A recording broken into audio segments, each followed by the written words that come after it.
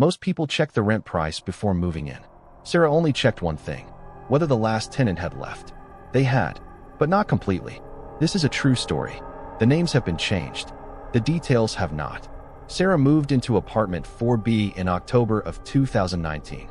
She was 26, just relocated for work. No family in the city.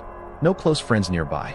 Exactly the kind of person a building like that one prefers.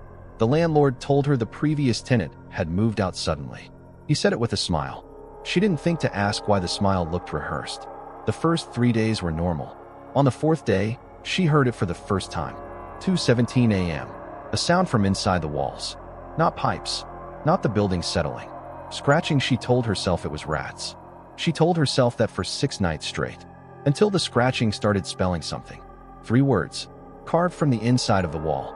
In handwriting that wasn't hers. Sarah did what any rational person would do. She searched the address.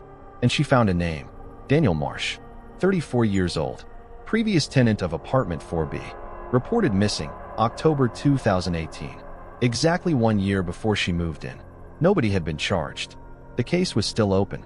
And according to the landlord's rental records, she found buried in a public filing. Daniel Marsh had never officially checked out. That night, she set up her phone camera facing the hallway. She told herself she needed proof before she called anyone. She got proof. She never showed it to anyone. The building's maintenance records showed something the landlord never mentioned. Apartment 4B had a sealed crawl space. Sealed in November 2018, 1 month after Daniel Marsh disappeared. She opened it on a Thursday afternoon. With every nail she pulled out, the scratching from inside grew louder. What Sarah found inside that crawl space was not a body. It was worse than a body. It was evidence that someone had been living there. Recently. Very recently. A thin mattress.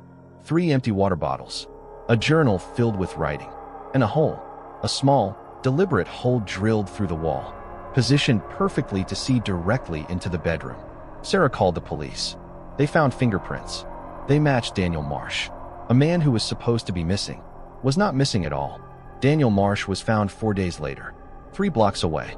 He had been living inside the walls of that building for over a year, watching, waiting for the right tenant to become comfortable. The words on the wall weren't a cry for help. They were a warning. One Sarah almost didn't survive. Always check your walls. Always check your closets. And never assume that you are alone. If you made it to the end, you already know you're coming back. Subscribe. The next story is worse than this one.